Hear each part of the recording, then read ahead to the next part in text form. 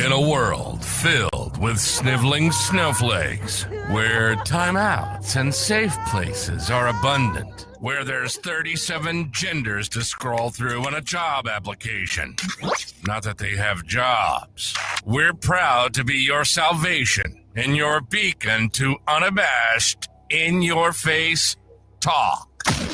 This is Stars, Bars, and Cigars, the no-holds-barred conservative talk show hosted by battle-tested vets. Lock and load and get ready for an explosive journey through breaking news, the rich tapestry of constitutional history, and the pulse-pounding realities of Army and Navy life. Oh, and yeah, cigars. Stars, Bars, and Cigars. And now your hosts, Jimmy the Bull and Tig Tigger. Hey, Patriots! Welcome to Stars, Bars, and Cigars, a podcast where history, military lore, and the timeless art of cigar cultures collide. Tonight's episode shines the spotlight on Matty Gantenbein, a veteran storyteller and also a past preview guest who takes us aboard the legendary USS Independence. Together, we'll dive into a deep first-hand naval experiences, uncover unforgotten military anecdotes, and explore how those historic moments still echo today, and so much more.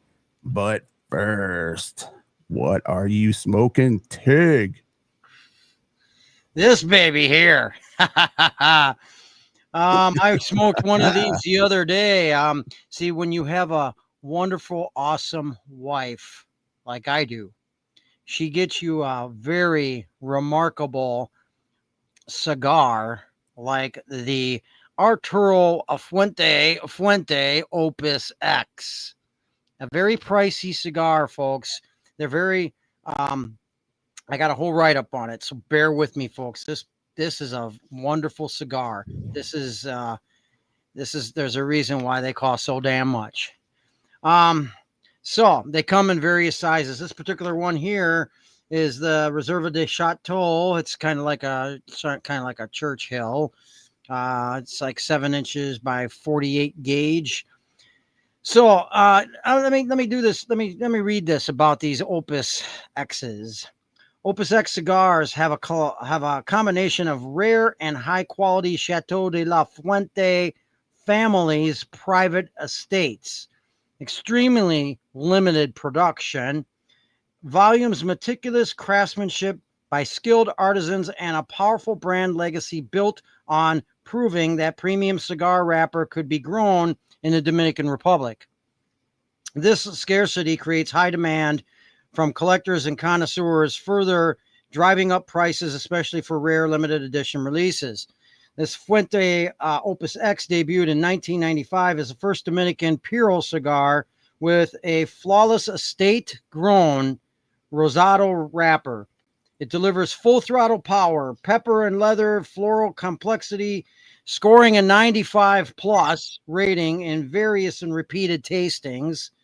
Production is limited. Now get this. These cigars, these Opus X cigars, are only produced on the Fuente family's estates. I'm jealous. Only 30 acres these things are grown on. They are scarce. 30 acres, and they ship only 4 times a year. So they only ship out new production every 3 months.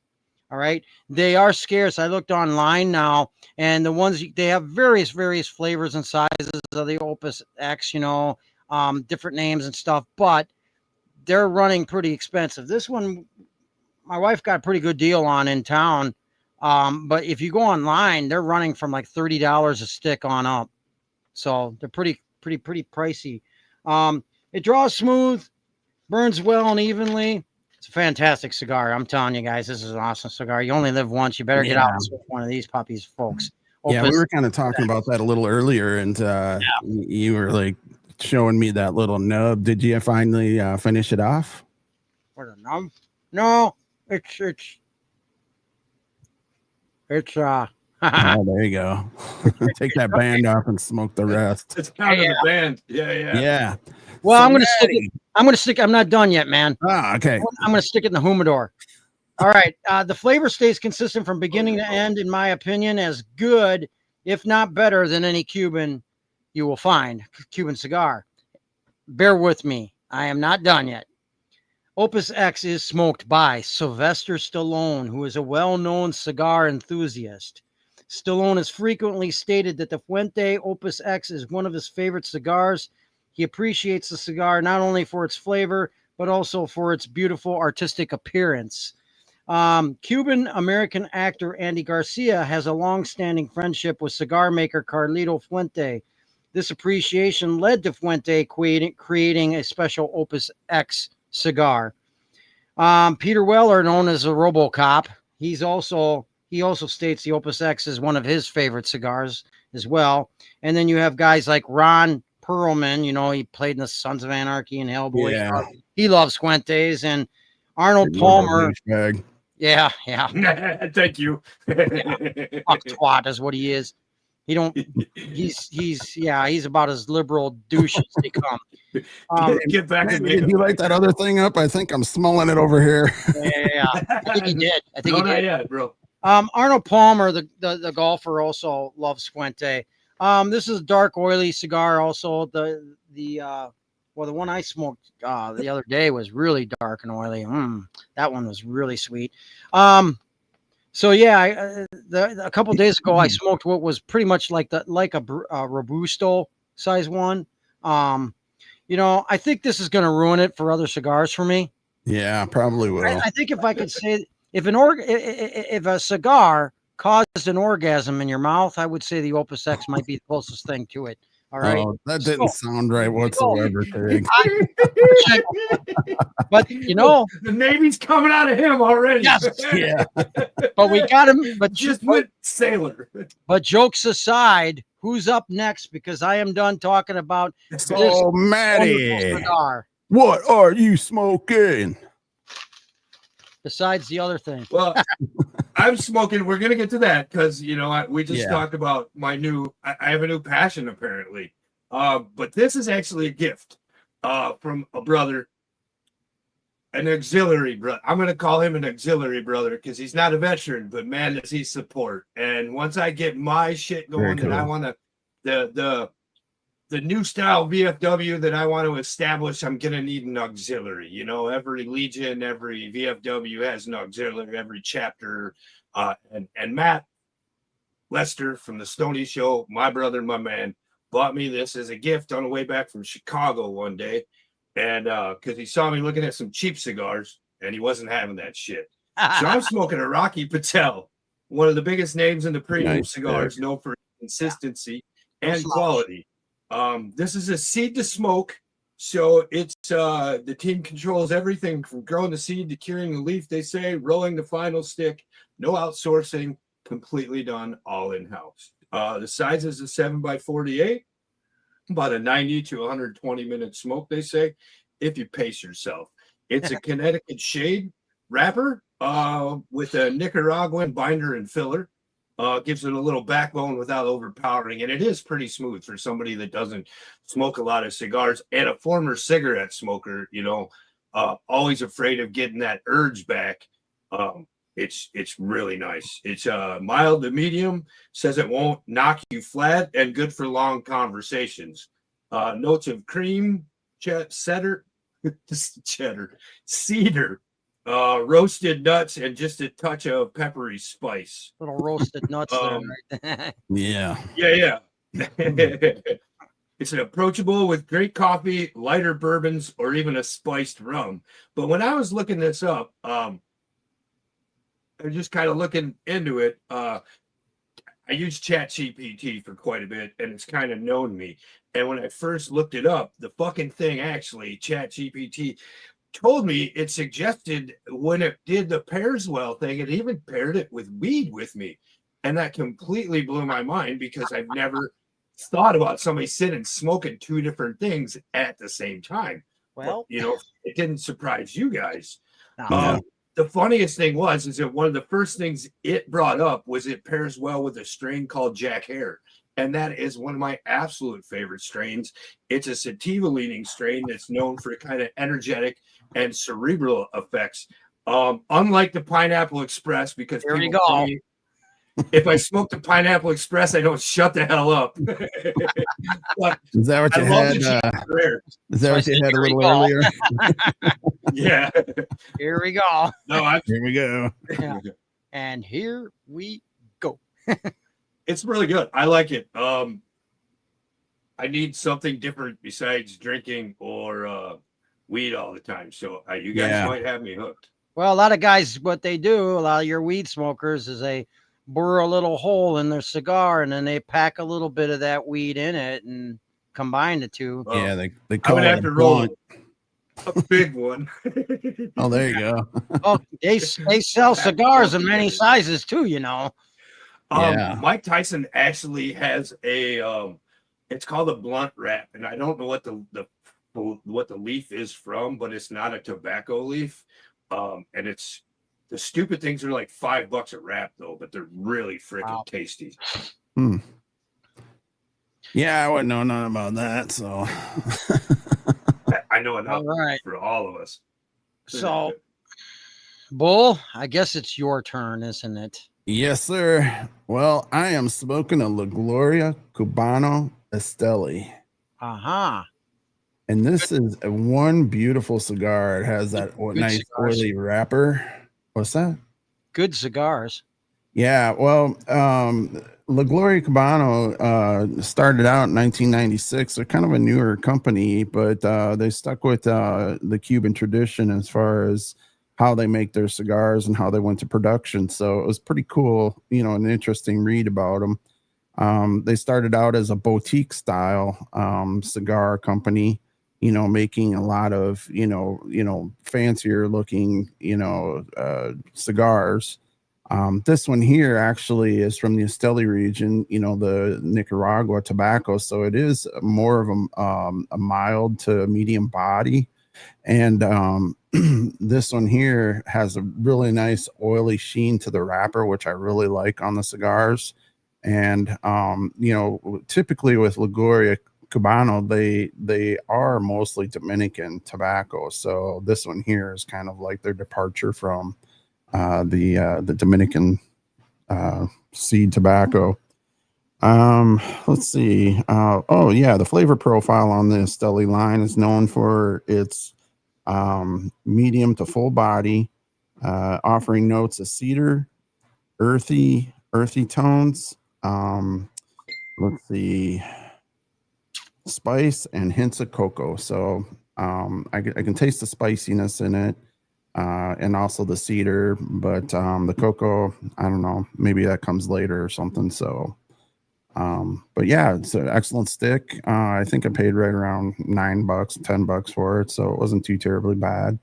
It is a kind of a big sucker here. It's like a sucker. It's a 6 by like 62 or something. Now he's talking, so, yeah, so it's a honker. So, anyways, getting on to with our show. Alrighty. Matty, USS Independence. Let's hear some stories. Well, first we should go over the safety booklet. All right, yeah. Let's do it. Let's do it. You got some life preservers for us too? Man, that is some fucking fine print. That was actually given to my dad. That was actually given to my dad when he came on board. Just fill your Cracker Jacks up with air and float to the top. I hated some of those old little things because I could barely read that shit. Yeah. Oh my god. Yeah, that's terrible. Yeah, the old USS Independence. Was that the 31st decommissioning anniversary? Did you say it was? Or, was it? Can't remember what year it was decommissioned. Anyway, I read about it too. Yeah, well, we're prepared, folks. Yeah. Anyway, what is it? 30 years, 31 years, isn't it? Yeah, I think something 30, like that. 31 years. Yeah, 31 years. It's been decommissioned. at the end of this month, I think it's September 30th, I think, is when they decommission it. Was it 1996? Yeah. Yes. I believe it was 1996 that they decommissioned it. 96. September 30th, 1996, I believe. I believe that's correct. Yeah. That's crazy. That was only a couple of years after I got off of it. Mm-hmm. I went on board in 92 and I left there in 94. So yeah, it was shortly after they had left. They weren't even in Japan that long. They went to Japan in 91. Yeah. So they sent that thing all the way to Japan and then beat the hell out of it on a couple of Westpacks. Well, that sounds like something the military would do. Beat the shit out of drive till you bust it till you break it. Yeah. Your tax dollars at work, folks. Yeah, and what was really cool, Matty sent me that picture we used for the thumbnail, and it looked like a postcard. So because you could barely see some writing on it and such. So I'm like, oh, this is really cool. Make kind of a cool postcard. So I used our logo, the Tig and Bullmeister, their logo for the stamp. So when I got on board the USS Independence, I was in San Diego, didn't know shit about nothing. Went to training there for like 9 months. Went to jail in Tijuana. Came home. What'd you go to jail for? Did 30 days leave like everybody because you're getting shipped overseas and not knowing that I didn't have 30 days leave. So that's going to put you in the hole from the start. Brilliant move there when I could have just checked in and flown right over there. But anyway. I got in some trouble too when I was in the military, but oh well. I might have, I actually did get out with at least one good conduct ribbon. So there's that. Oh, good. I stayed out of trouble for at least 3 years. Oh. So I got out of A school, and they flew me from San Diego right over to Japan, but the ship was already gone. So I sat in Japan for a little while, and then they bounced me all over the Persian Gulf. Like, man, I fucking rode in a helicopter and a cargo plane, bounced me all over the place trying to catch the ship. And finally put me one day. Hurry up and wait. Stuck me in the back of a cargo plane with a bunch of fucking mail and parts, bro. And like 5 other people. The first time I stepped foot on board a naval vessel, the first time ever, like when I was in school and at boot camp, I never went to an active duty ship. I never went to 32nd Street, nothing. I wasn't even on a fucking naval station besides the bar. And I landed on a fucking aircraft carrier out in the middle of the Persian Gulf. Nice. First time. They open up the doors and I see flight deck and a bunch of dudes with helmets and goggles. And I swear to God, the first thing I heard is, "You got mail in there?" Yeah. Because it's the 90s, bro. There's no internet. Yeah, there's no email at that point either. I think it was just coming out with email, and there was no internet, and everybody wanted their mail. Big time. Mm-hmm. That goes back to the grunt days, Army grunt days. Early 80s, early 90s. You got to have cans of Copenhagen go for $10 back then, man. Yeah, because you're out in the middle of the ocean. If you want Copenhagen, you pay for it. Boys are paying for it. Yeah, right. That's the price you pay for it today, isn't it? You said 9 months. Oh yeah, probably. You said 9 months of training. What was your MOS then? Interior communications. Oh, okay. Alarm warning indicators, shit like that. Well, I was in San Diego for 9.5 months with boot camp. So I think my school was like 6.5 months. Yeah, because you have about 2 months of boot camp. Yeah, it was still a pretty lengthy school. You still right there in San Diego. You did your boot camp in San Diego. Wow, you missed out on great mistakes. Not at all. Great Lakes, great mistake. Lucky you. Yeah. After I got out of Japan and I came back to San Diego, I moved to Michigan after I got out of the Navy. And it took like 2 years for the tan lines on my feet to go away. Because when I was in San Diego, all I wore was flip-flops. Right. When I moved to Michigan, my feet never saw sun again. Wow. But back to the Indy. As soon as I got on board the Indy, I'm the new guy. I don't know shit about nothing, and get taken under the wing of some, old salts that have been around a little bit. But that picture you were talking about is this one right here. And if you look real close, you can see some handwriting on it in a couple of spots.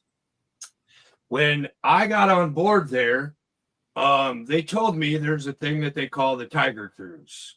And I had no idea what that was because I didn't even know what ranks were really. I fucking didn't pay attention to much. But the Tiger Cruise was where a male family member or friend could join the ship from the last port that you stopped at on the end of your 6-month deployment, because a lot of people stationed on board the ship would take leave to go home. So there'd be open wrecks.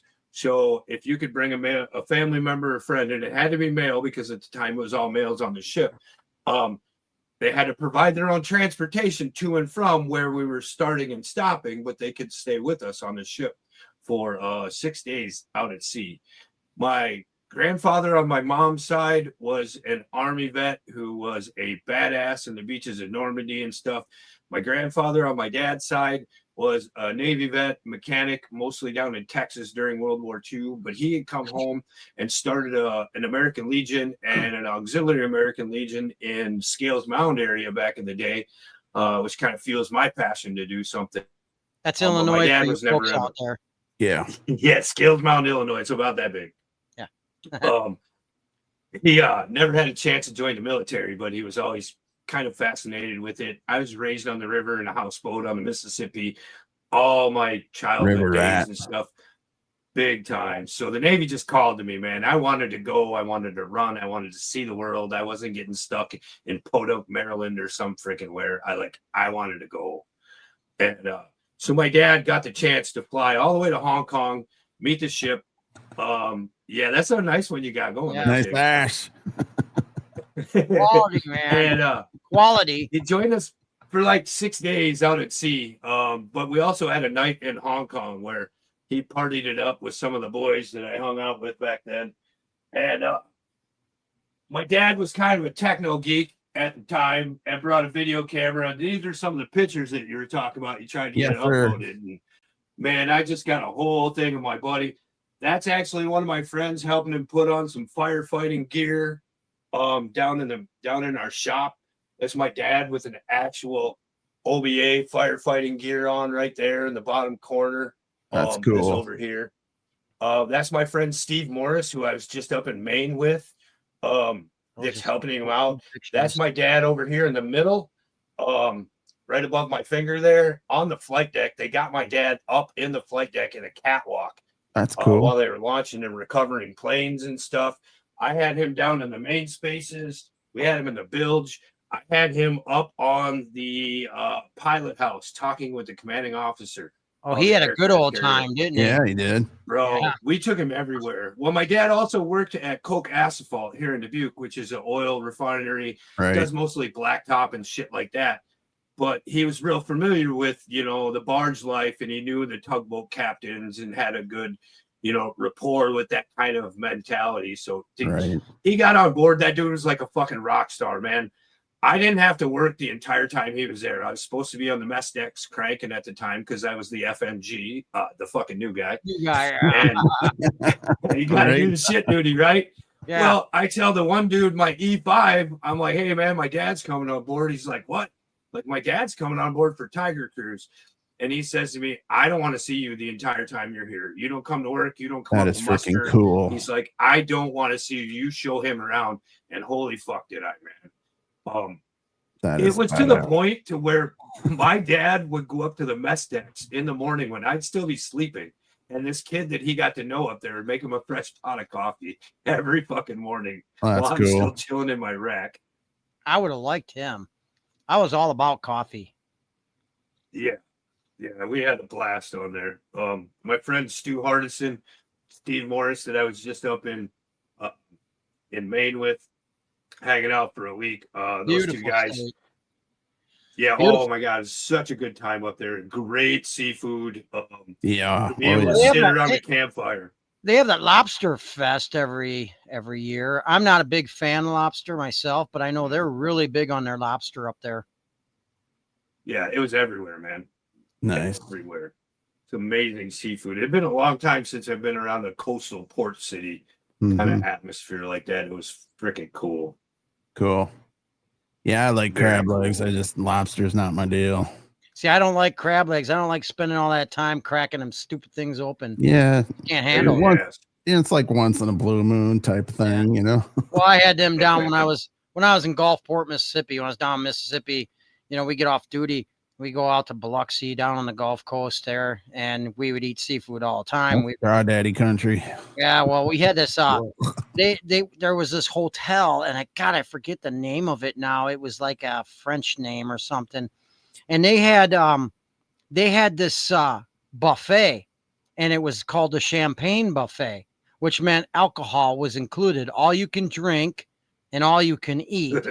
Nice. And they had everything from lobster to crab legs to shrimp, you name it. They had it. You had to pay a pretty penny for it, but boy, you I don't want to say you walked out of there. Okay, I want to say you kind of wobbled out of there Yeah. with a full stomach and pretty much 3 sheets to the wind.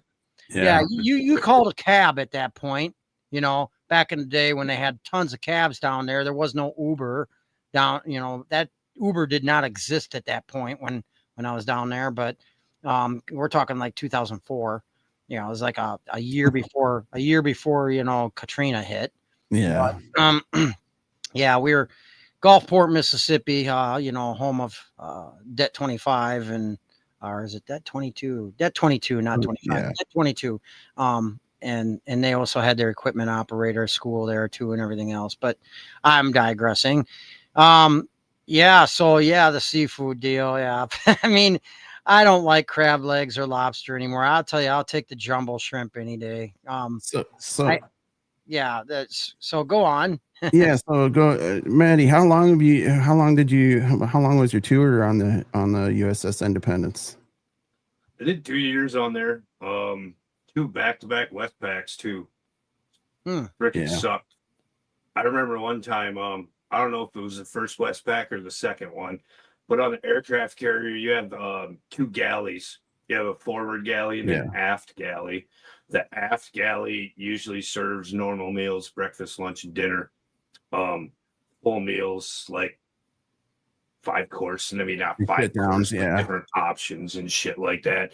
And then the forward galley would always have more like fast food, more like hamburgers ready, hot dogs, stuff like that, grilled cheese, whatever. But I remember one day, it had to be the second Westpac on the aircraft carrier. I was working nights, and I went to go get chow up front because there was never a line and you could get in and out, and it was just easier. And I get halfway up to the fucking galley and there's a line all the way down. I'm like, what the hell, man? Why is there a line for chow? It's like it's the forward galley, dude. There's never, what the hell? You finally go around the corner down the passageway, and I saw decorations in the hallway for Thanksgiving. I had no clue. No clue it was Thanksgiving, and they're having a big meal forward and aft. So that's why there was a line. You get out in the middle of the ocean like that for weeks on end. You forget. So you would have to, okay. Now I think that would have been amazing to be on an aircraft. Carrier. I wish to God I could. I love watching planes take off and fly. And we used to have flyovers all the time. When I was down in Gulfport, we were next door to an Air Force base, and we had flyovers every day. And I was like, man, what it would be to be on an aircraft carrier. But hey, how's your hearing? Huh? Suckers are loud, man. That's old age. Funny you mentioned that, bro, because tomorrow's a month. Tomorrow's a month away from my hearing aid appointment. Oh, there you go. Getting your bell times. I made it to that point in life, bro. I can't wait to hear silence. Because I know I used to fire some missiles, anti-armor missiles back in my Army days, not my Navy, of course. And I know that half the time we didn't really wear our hearing protection correctly, and we didn't, if we wore it at all. And it's just your ears take a little, shock Yeah, mine are ringing all the time, man. So I mean, between all the guns that I've shot in life, and yeah. got to shoot some with the military, I and love then those being in the guns. loud ship. Holy fuck, man! I love the guns on the Navy. You got a little pea shooter too, don't you? Man, being a gunner's mate would be kind of fun too. I wanted to. I didn't realize that was a job until I got in the Navy, and then I was like, Jesus, if I would have known before that, because I knew I wanted to work on telephones when I went in. Like that was the only thing I really gave a shit about. I wanted to work. Holy fuck! How long is that? How long is your ash? About 2 inches. Nice. I'm gonna see if I can ash this one to the band. Yeah. That'll be about 2 inches. It wants to fall. It's like leaning tower there. Yeah, I see that. You gotta you guys are pros, man. Spin your cigar a little bit. So in my book of pictures, yeah, let's see some more. This is where I used to hang out at, and that was my friend Smitty. He showed my dad all over, but that's where we would hang out up above these radars. Everybody's got a Smitty. Everybody's got a Smitty. Everybody's got a Smitty. Yeah. Yeah. Smitty was the shit, man. Yeah. That was where we'd hang out at and watch them. And then some of the old videotapes that I had from when we were up here, as you're watching the videotape, it just goes as the radar goes around. So you're just up there getting freaking fried. Yeah, no shit, right? Yeah. And now with 5G and everything, I don't know what they're doing on their modern ships right now, but boy, I'll tell you. Yeah. Oh, I couldn't imagine, man. Yeah. But look, and thinking back, all the equipment that you're around and all the EMF inside that metal, just yeah. It's like tons microwave. of wires and cables and microwave. Oh my god. Yeah. Mm-hmm. Fry your brain slowly. Cool. First time I was up in the front part of the aircraft carrier, right below the flight deck, the asshole that took me up there didn't tell me what was going on. And with flight ops, they were launching planes at the time. Oh. So you're literally standing underneath the end of the catapult. Oh wow. Wow. And you hear this noise coming. You're like, what's that noise? What's that noise? And then 12,000 psi steam piston just slams into the dead stop above you. Damn. Hit the deck. What the hell was that? That FNG, man. Gotta show them the road. Oh. Those pilots are studs. Oh man, it was crazy landing on board. It was so crazy because you're sitting backwards in the plane. You got no clue, and you're just like, "Oh my god, I'm really gonna land on a fucking carrier." You can't see out. There was no windows in the back of it, and the one guy tells you, "When I yell, we got the ball," that means clench down on your teeth and hold on. And the plane just did this, bro. I swear to God, you're like. It was the most unsmooth descent I've ever been in my life. It was like he just kept doing this, and you think you're there, and you think you're there, and then bam, your eyes bug out of your head. Maybe they did a little extra to fuck with you too, though. They probably did that for sure. What the fuck with these boots? Watch this. Yeah. Let's get this guy. He's green. He'll be even more green in a minute. Let's make him green and yellow. Let him piss himself too. Well, I mean, no, the pilots didn't, but the two guys that I just went and partied with were the ones that made me green and yellow at one point. Because they took me through Wog Day when we crossed the equator. Nice. That's a hazing ceremony that they shouldn't have done away with, man. That was never should have. That was one of the last. Why don't you explain? That was one of the last ones. A little bit of that to our listeners. Yeah, hazing. Yeah. So when you cross, there's different places, like when you cross the equator or you go above the line up north. The Arctic. It's just old Navy rituals. If you haven't crossed an equator yet, you're a dirty, nasty pollywog. And once you have crossed the equator, you're an honorable shellback in King Neptune's realm. There you go. And my good friend Bill Kramer used to give me so much shit because you'll get a card that tells you the coordinates and the date that you cross the equator at. It's your shellback card. And You did get your shell back then, didn't you? Oh yeah. Yeah, I've been You got your across shell it back. twice. Yeah, so you got your shell back. I got my ass handed to me on the Indy when I was a WOG, and literally had to crawl on my hands and knees all day long on the aircraft carrier. Explain to our audience the shellback, because some people don't, even other military branches don't understand what a Navy shellback is. Shellback just means that you have crossed the equator on a naval vessel at any point along the. I just want to make that clear for our audience, because a lot of people don't even know what shellback is. We were on that vet ride. Remember the Freedom Center ride? Yeah. I bumped into you that day. And I walked up to a guy. He had a patch on that said shellback, and I go, "Oh man, yeah, you went across the equator. You're a shellback." And he's like, "Man, I'm surprised you know what that is." I go, "Well, yeah, I do. I was a dirt sailor, as you guys would call me, but I know what a shellback is." You know, I actually this last week with my friend Jason down to the Maquoketa County VSO office. I've been trying for a while now to help Jason with his VA rating and stuff. I have really great success with helping a lot of people. So if anybody wants to mess with your VA rating, get a hold of me, man. You killed your ass. I was trying to go for 3 inches, man. Yeah, nice. Just didn't make it. Well, when I get to the band, it'll be 2 inches for this one here. So it's sitting there in front of me, and I got a mess. So actually, I went down to the VSO office with Jason because we're trying to hunt down his DD-214 and shit to get him going with his claims.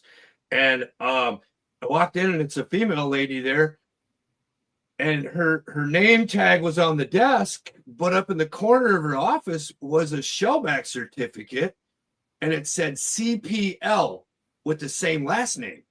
Huh. But her name and her Navy rank were somewhere else in the office.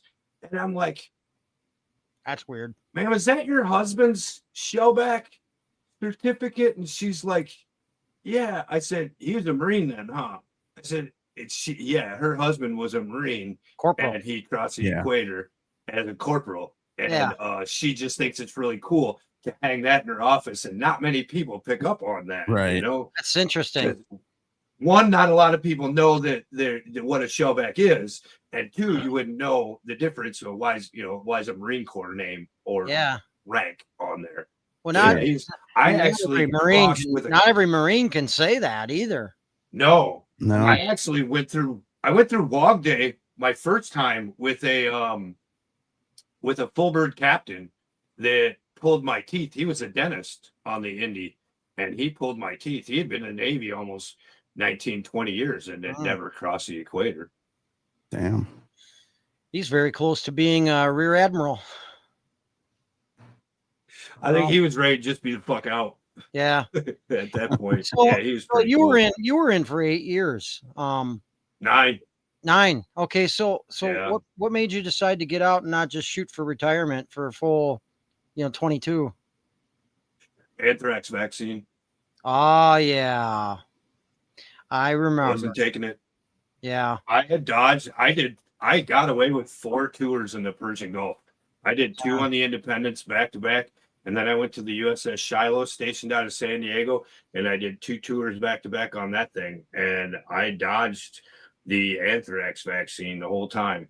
I went to shore duty. That's going to prove some problems for people that took that too down the road. It already did. Yeah, I don't trust that. It already did. Those younger guys, the Afghanistan vets and stuff. Yeah. Look at the children.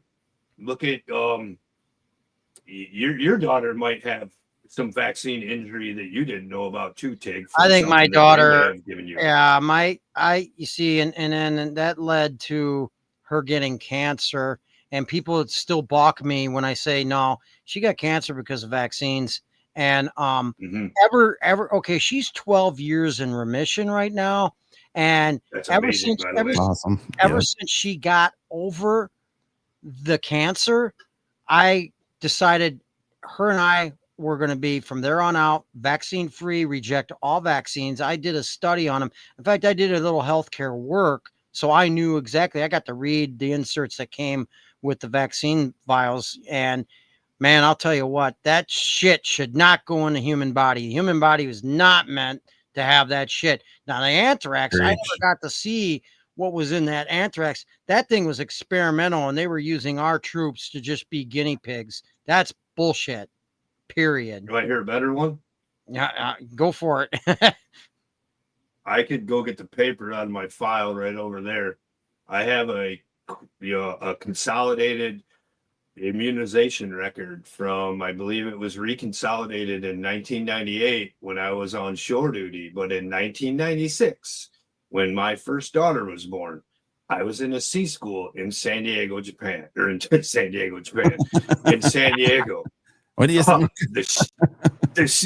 Jack Herrera. Japan is in San Diego? I never heard of that. It's a hybrid. It's a hybrid, bro. Spanish in this. Fucking.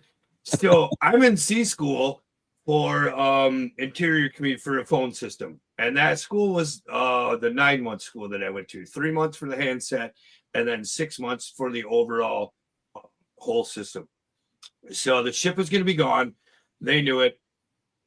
I was in school.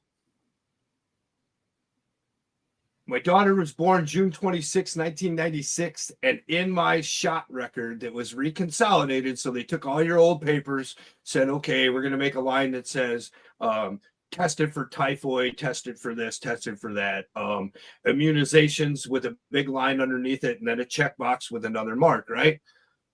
In the middle of that one right there, in June 15th of 1996, there's an immunization in my record. While I was still in school, before they knew they were going to send me overseas. But then I sat in TPU for 5.5 weeks after I graduated from C school for absolutely no reason. You can't tell me for 5.5 weeks there wasn't planes that they could have put my ass on and sent me over to the Persian Gulf.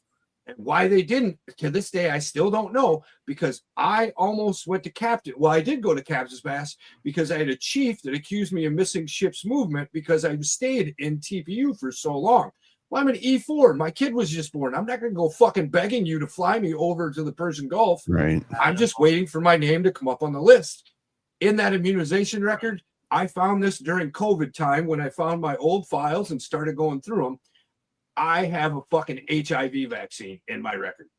Oh. There was no HIV vaccine ever developed. No, that's weird. They were tested. That doesn't pass a smell test at all. That's why I sat in TPU for fucking 5 weeks and almost got kicked out of the Navy. You were waiting. Those fuckers gave me an experiment and just let me sit. They wanted to wait to see what was going to happen to you. What a perfect better place to give somebody something. You're in TPU. You're not doing, you're Thanks sitting here waiting. Thanks to Fauci, and we didn't even know that fucker back then, Man, I'll tell you what. That's dirty. I've always wondered why I have a lot of similar ailments as ground troops do, but not as full-blown as some ground troops, because there's the ground troops that were the first ones in over there. They got fucked with the shit that blew downwind and all the shots they gave them and the pills and all that shit. But I did 4 tours drinking that water and the oil that poured over us. That right there, that's a burning oil rig out in the middle of the ocean that I took a picture of myself. And that's all you can see. I know one Marine out in the ocean. Fucking flame. Yep. Damn. I know one Marine that has pictures like that too. When he was over there in the Gulf, and we're talking we're not talking during the War on Terror. We're talking back in our Bull in our Army days, like up there leading up to the Desert Storm, and he mentions, and he doesn't mention it loudly on, internet or anything, but he says, you know what? I think we got our, what do you call it? Like in Vietnam, only we got it differently. He said, I think we got our Agent Orange, our share of their new version of Agent Orange, pesticides, weather control shit, fucking I got so much throat and sinus problems that are just like chronic, and I'll never be able to prove that I got that from some of the chemicals that military is using and that's exposed to and stuff from early on. So yeah, it's the military. I miss the military. I love it, but I don't like what the government has done to our troops. They have used us as guinea pigs over a long, extended period of time. Well, they experimented with our troops in World War II when they had them exposed to the atom bomb too. The radiation there. They were under there. They were still in Japan. Some of them damn near Japan, Okinawa, and that when that bomb went off, and just they were exposed to some of the chemicals, the radiation, the nuclear crap that came out of that thing. Both of them actually. I rode a bullet train down towards Nagasaki when I was in Japan. I didn't get to go see much of Nagasaki, but I went down south of there. Steve, one of the guy that lives up in Boston that I just went to hang out with, he bullshitted with some dude that was from the Australian Navy. It was there on a submarine. Steve met this dude at the bowling alley, and the guy's like, "Hey, I got a sister that lives in Japan that teaches English. She lives down south. You should give her a call." So he calls this chick, and we no shit took like a 6-hour train ride, and about 2 hours of it was on a bullet train. Went down and hung out for the weekend with these two Australian women in this no shit tiny little mariner town in Japan, right along the coast there. And before they were working, they taught English, and then they bartended at a hotel. And while they were still working, we went down this little bitty bar shack kind of thing, and they had some shit sitting on the table that looked like a cold cabbage salad kind of as an appetizer. And I started eating some of it. It had chunks of octopus in it. It was disgusting, man. I never liked squid either. I've had it's not my deal. Slimy fucking shit. You could never get rubbery crap. Rubbery as fuck. I was pretty hammered. Fucking nasty. I was pretty hammered one night in Thailand, just picking shit off of a guy's cart on the side of the fucking street, man. I just keep handing him money, eating more shit. It's pretty funky. I don't care. Did you pay for it the next morning? Probably. Oh, back then, bro, you remember we were young and in the military. We were really tough. Yeah. Okay. Now I love bringing this up with troops, sailors, and stuff about their Thailand experience. So did you get anything else some days that you woke up the next morning? I didn't get a surprise, if that's what you're asking. No. All my package checks always came back clean. Lucky you. Yeah. They do a briefing before those guys port off to Thailand about things you may encounter that you should probably stay away from. You can run across that in Tijuana too. Yeah. I went to school with a big old boy. People laugh about it. People laugh about Thailand. So, I mean, I got a cousin who was in the Air Force. He was in Thailand. His wife is Thai. He's been married to her forever, and that's where he met. His wife was in Thailand. It's a cool culture. I would like to go back again. I sat freaking 10 feet away from a kickboxing ring. What? Maybe we got a little low right here. How's everybody's cigars going here? Mine is numero uno. This puppy, I'll tell you what, man. This is a rich man's cigar. I mean, you're not going to be dropping like $30 on up. No. Some of these Opus X's are somewhere in near the 60 some, 70 some, 80 some. Oh no, I've seen them a couple $100 for just one stick. Yeah. And I'll tell you what, I've gotten like hints of pepper and leather.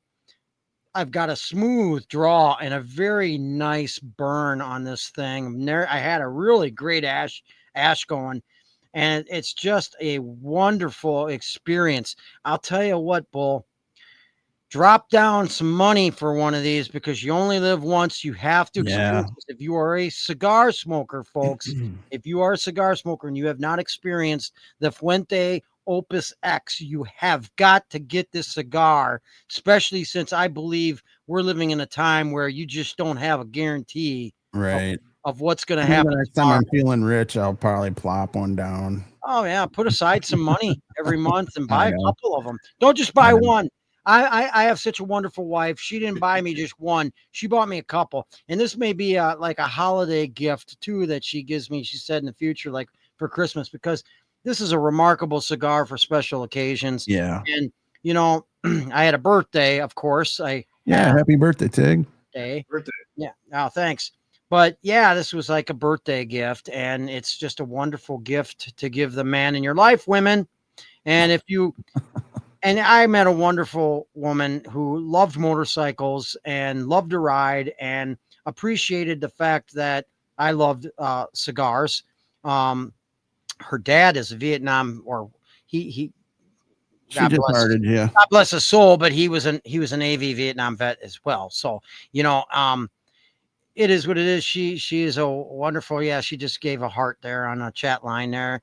Hey, folks out there, especially vets, if you do want to get in and chime in on some stories or comments, get on our chat, make some comments here. Yeah, fired up.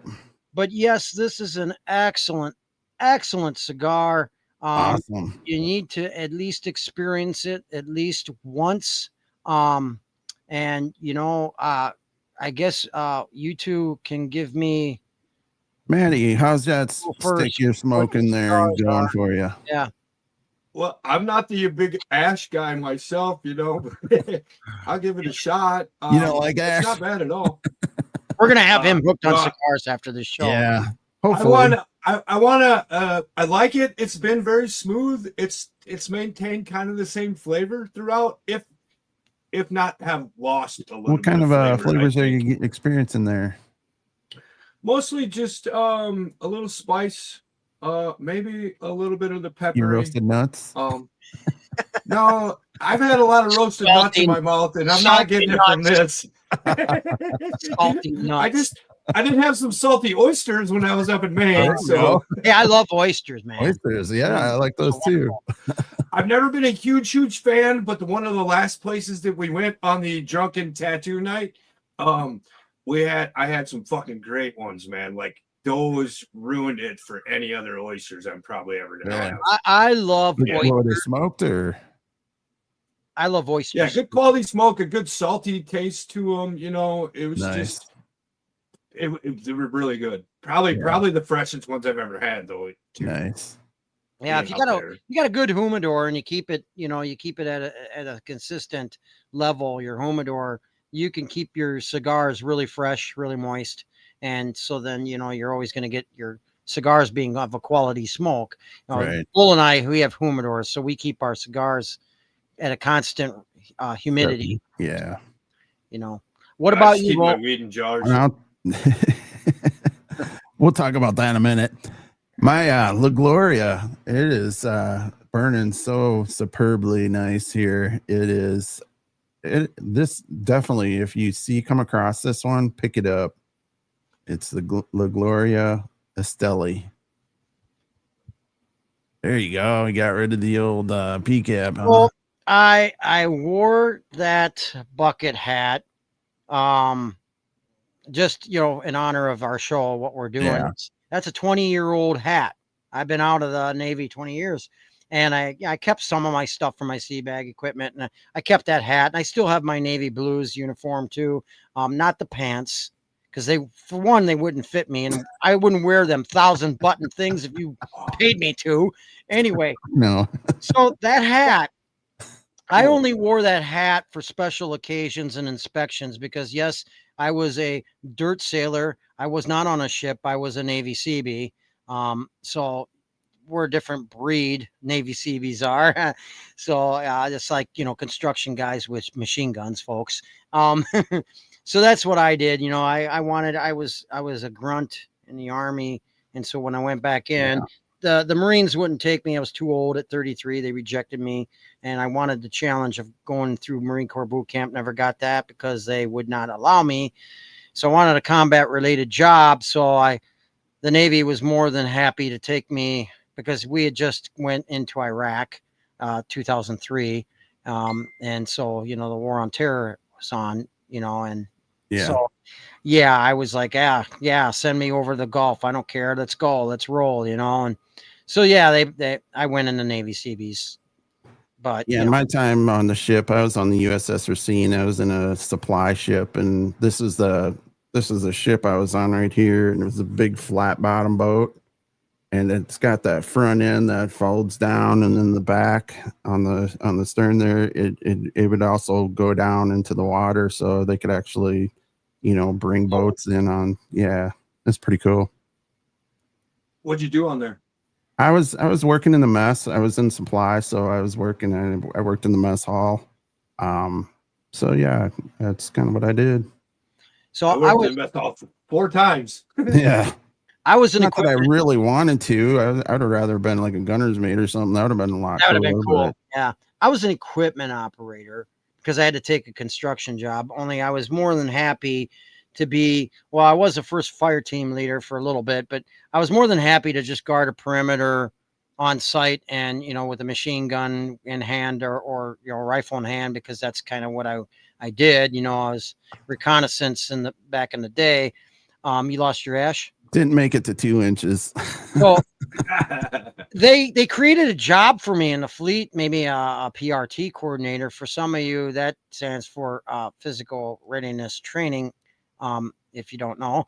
And I was in charge of PFT, conducting the physical fitness tests for the Navy, for our fleet, and taking weights and BMI, body mass index, to make sure everybody was within Navy regulations. Yeah, and you were stuff. one of those Nazis that walked Yeah, around. I was a Nazi. Hey, fat boy, get on the fat boy program. I was in charge of conducting PT. So, if you were officers, I was a petty officer. I was in charge of all that. See, so I had a leadership role. So even the officers did not fuck with me, because these guys, these officers, they were career men, right? They wanted to stay in the Navy for their career. So if you're a fat boy and you come up to me, you don't give me a hard time. In fact, a couple of you just avoid you. You supply guys, Bull. When I wanted something and I couldn't have it, they made sure that I had it anyway, because some of the supply guys were a little on the heavy side and couldn't do their PT tests very well. And they relied on me to make sure they kept going in their career. And Yeah, make sure I remember our PRT coordinator would always come up into the mess hall and say, okay, this individual, do not give them any sweets. Yeah. Do not give nothing sweet. So they got nothing. Yeah. Sir. Vegetables.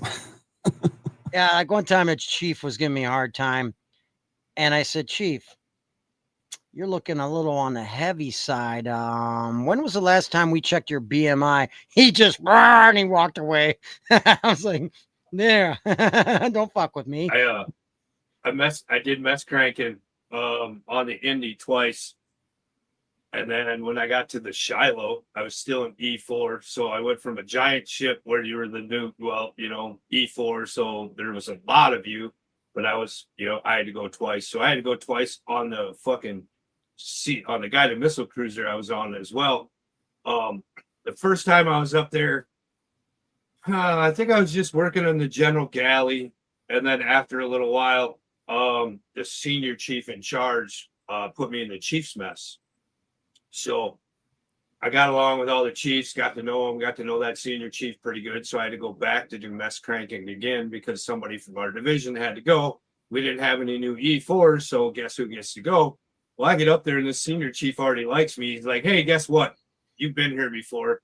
You worked your ass off for me. You're going to go sit down in the supply room. And the only thing I had to do was send up the food for breakfast, send up the food for dinner, set up the food for lunch. And when the supplies came on board the ship, I stood down below and said, put it over there, put it over there, put it over there. I read so many fucking books by that time. It wasn't even funny because that's all I had to do. So, but my grandfather passed away and I was trying to get emergency leave and to fly home.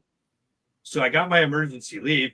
I got emergency pay approved and the dispersing clerk was being kind of a dick about it. And I went up to the dispersing. My flight leaves in a few hours. I went up to dispersing and he's like, blah, blah, blah. I can't give it to you now. You got to come back at like 1 o'clock or some shit and I'll have it ready for you. He fucking closes this to the little window, Yeah. Fuck who I am. I marched my ass right down to the fucking the senior chief's office, the mess crank senior chief, because that's what I'm working for technically right now. Right. I went down there. I'm like, hey, senior chief, this dickhead's being an ass, and he's not giving me my money. My flight leaves in like 3 hours, man. He gets up the phone. He's like, Gantenbein's on his way back down there. There better be a check, money, and a pen sitting there when he fucking gets there. And he hung up the phone. Nice. Thanks, senior chief. Yeah. Cool. So, man, did you ever have problems with, like you said something about weight and PT and stuff like that, being heavy or whatever for the. Yeah. So when I went would. on shore duty, I got fat. So I would have. I was on. Yeah. So if you came up to me, I would have been like, "Well, Fatty Matty, are you ready for your fucking PT test?" Yeah. I would My have said, first kid was born. When my first kid was born, I left the ship and then came back after school, and the ship was already gone. And there was a guy that I hung out with. I quit smoking cigarettes too while I was at school, so that hurt. didn't help at all. Yeah, that keeps your weight down. It didn't last for very long. I started it again, but I got back to the ship, and he's like, "Man," he's like, "You left with a 6-pack. You came back with a keg, bro." Yeah. I weigh probably like 185 right now, maybe. Well, that would be over standards. That would be I would be borderline-ish, maybe. Yeah. 181 was right there on the line. For if you're like something like 5'8", 5'7", 5'8". Right. 5'8", 181 would be right there on the line. I was 245. Oh my Oh god! my. I don't know how the hell I would. You know what I would have done? BMI. I would have put a tape around you and said, "You suck this in. You suck your gut in as far as you can, and I'm gonna pull this tape as hard as I can." Because I don't know how much of a gut I had. I was just thick, bro. Yeah. Fucking. But yeah, it's Seaman Gantenbein. yeah. That's why I joined the Navy. I didn't want to work out. The Marines, the Army, they all exercise. And the Air Force, I figured I'd get stuck in the middle of nowhere and not see shit. So that's why I joined the Navy. We never worked out. One time I got creative and we had to do PT on a Monday, and everybody had been, drinking all weekend. They were just really bad, just really dying. And yeah, I could tell, oh man, these guys are gonna be puking their guts out if they have to do a run and push-ups and stuff. So I said, let's just have a fun PT session here. We're gonna all play basketball. You see, we're just gonna go at it. We're gonna play a game, and we're just gonna go at our paces and stuff. We're gonna use these courts, and that's what we did. We did that for about a half hour, And one time I had Chief come up. He's like, "What are you doing?" I go, "This is PT." He said, "PT?" I go, "Yeah, we're playing basketball. There's lots of running involved, and it's a physical game." I said, we had to switch it up a little bit here. And he's like, "Oh, yeah, that sounds good." And he's like, "Mind if I join?" "Yeah, you haven't done PT yet, I imagine. So let's get it on, But that's, I like to, I didn't always just say, okay, let's just do push-ups and run and sit-ups, boring shit like that. I kind of created stuff, games and stuff. We had flag football and all that crap. Cool. So it's you have to do that because for morale, you have to do it. You have to do something different. Yeah. We play baseball and everything sometimes, and So, if I got challenged, I'd say, "Hey, I'm the PRT coordinator. This is my detail. Get the fuck away from me. right. I'm conducting this shit." So Matty, tell us a little bit about your Japan experience. Did you were mentioning something about that earlier? It was pretty cool because when I first got there, like I said, the ship was already in the Persian Gulf. So I had a couple, I think I had like a week or two at least in Japan when I first got there, of just doing random shit jobs before they sent you to the Gulf. Right. And I got to go out in town a little bit around there.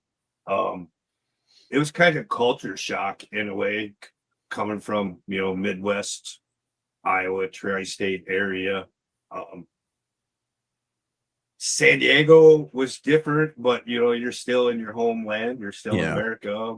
it was just weird because I was in California during the wintertime, where back home in Christmas time we got snow and shit. You go to Japan, and man, I got off the plane and they put you on a bus, and it seemed like from, I think it was at Sugi down to Yokosuka, where the naval station was. It was like a 2.5 hour ride of mostly city. You go for a ride 2.5 hours around here, man, and you're going to get a half an hour to 40 minutes of country in between town to town. Right. And there it was just like fucking city. It was just like all connected and stuff. Japanese are very polite people. Very courteous. But they can be and they can't be, because if they don't like you, if they have a thing against Americans, a lot of the older people over there, at that time in the 90s, you know, this is 30 some years ago, the world was still a little bit different. You were still a fucking Westerner. Yeah. And a lot of places, we tried to get into some strip clubs and couldn't get in. Yeah, you're a round eye, you know. Yeah, they know we'll raise hell. There were signs that said sailors keep out. Yeah, well, that's because they have a reputation. Sailors have a rowdy reputation. They start fights, they get drunk and sloppy. They hit on the women. I mean, it's you know. I was at a bar somewhere here some years back, and this kid was just chirping away next to me. I had no idea who he was. I turned around, looked at him like, "Listen here, you little shit. I've probably puked in more countries than you drank in around here. Like, I don't want to hear your shit. I've puked in more countries than you've drank in counties around here. Shut the fuck up. I don't want to hear your shit." So a couple episodes ago, Tig had brought up that you had got your tattoo, and I kind of spied your tattoo. Want to share that with everybody, and the little story that goes with that? Draw in close with that anchor. So that's the ship number. That's the hull number, CV62, carrier vessel 62, and just a basic anchor thing. So it was probably 2014 or 2015. My friend Stuart Hardison, IC3 Stu, who I served on the Independence with, got a hold of me. Somehow, I think through my mom or some shit, and maybe in the Facebook, but anyway. We had talked back and forth a little bit. I had connected with some people through the internet from the ship, but not a whole lot of them. Stu pushed me to get into my VA rating and, you know, acknowledge what we've earned and stuff in life. A lot of us have a hard time going through the VA process, and he pushed me to do it. So after I had a pretty substantial gain from my VA claims, off of one of them, I got a pretty decent rating. My son and I went down to see Stu in North Carolina, where he lives at, for Veterans Day. My thing in life now, I'd like to go to a resort or a beach place or something like that. But my biggest passion is to be able to reconnect with old battles, old shipmates, and go where they live, hang out where they live, see where they from, you know, talk about the places that you talked about when you're overseas and you're bored and just trying to pass the time or whatever. So my friend Steve Morris, who was in the picture, putting the OVA and stuff on for my dad and showed him around the ship. He just did some stuff with his VA claim, and he's about to retire from the police force that he's worked for there for 20 plus years. So Stu and I went up to see Steve and hang out in Maine. He's from Boston, but he's got a campsite up in Maine. So we went up to his campground up there and hung out for 5 days, and which where we had all the lobster and the oysters and shit. So the first couple of days we just kind of hung out, did a little bit of, went out for food here and there. And then that Saturday night or that Saturday afternoon, we did it up Navy style, like we were back in the old days, and went out for lunch, and lunch led to dinner, and dinner led to bar hopping, and no bullshit, man. in true, this tattoo right here, I wandered off from a bar, and my friend Todd Ricks was with me, and sometime I'll get Todd on the story, and we'll tell this story too. But I wandered off in the middle of Singapore and got this tattoo. When we were up in Maine, we were bar hopping, and I don't know what we were exactly looking for, but it was like 8:45, and we come around the corner of a side street, and I was like, fellas, it's a fucking sign right there. And they're like, what? I'm like, it's a sign. We need a tattoo. And It's right on the what? sidewalk. Literally a sign on the sidewalk said tattoo parlor with an arrow pointing up the steps. Nice. So You're our drunk figuring everybody's asses looking down, huh? we stumble into this freaking tattoo parlor, and the one guy's just finishing up, and the owner was cleaning some shit up. And I was like, hey, man, I know you guys are cleaning up, but we need 3 drunk flash sailor tattoos. If you want to stay open for a little while, we'll make it worth it for you. And sure as fuck, man. We picked out the anchor, and then I think Steve was like, we should get the ship numbers on there. So we did that, and then took those guys down to the bar below the building and had a couple drinks with the tattoo artist. That's cool. That's cool. really That's a cool cool. story.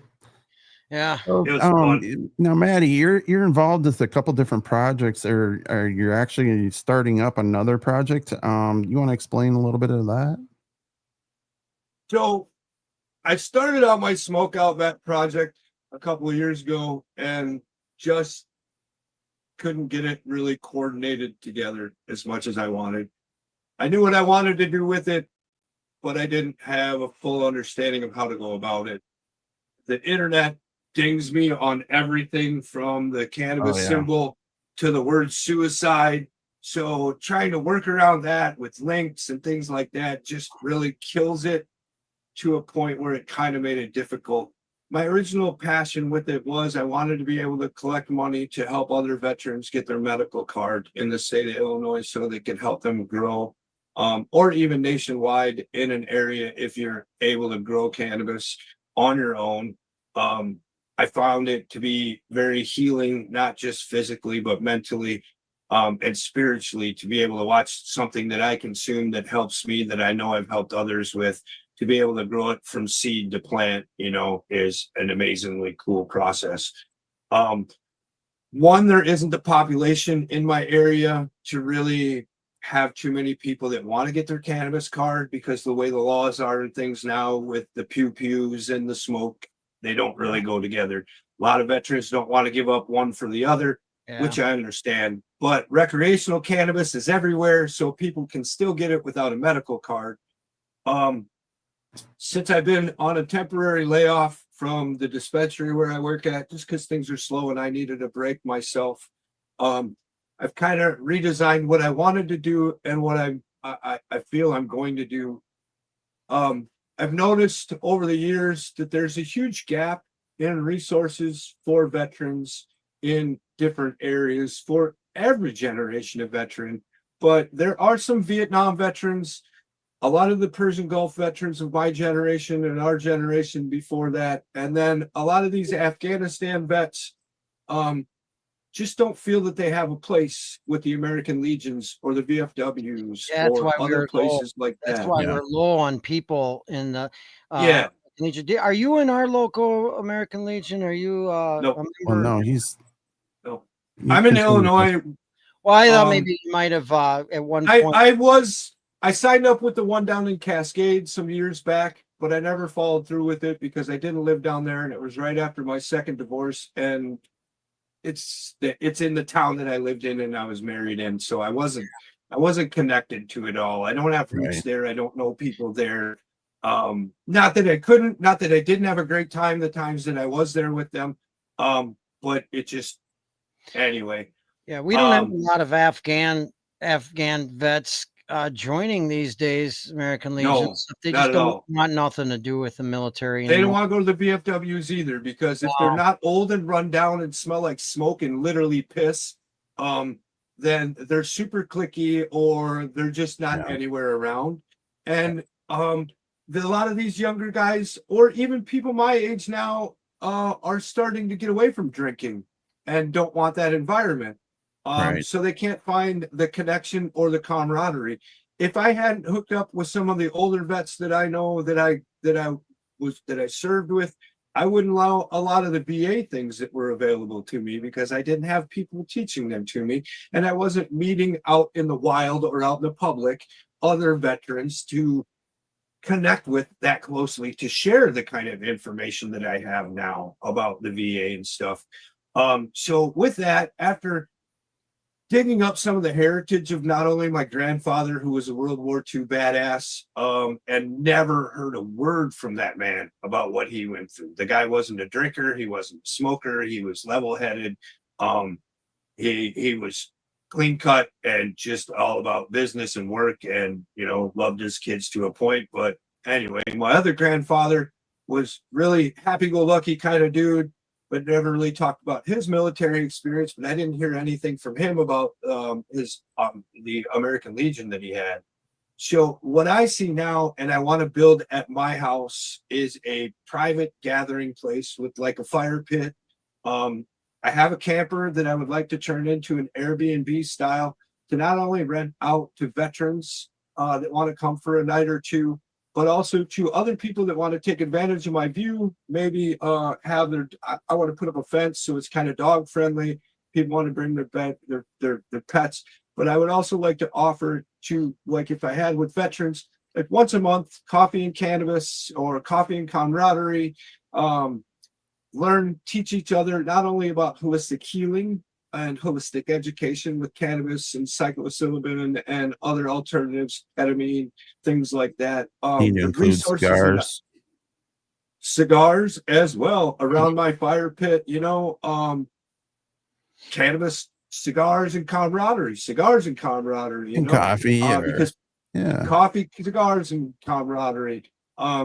The thing is, you got to kind of keep the cannabis. I'm going to keep the cannabis aspect of it more on the private end of it. Yeah. You know, if it's going to be a veteran thing about cannabis, it will be completely private, completely sign up because of consumption laws and things like that.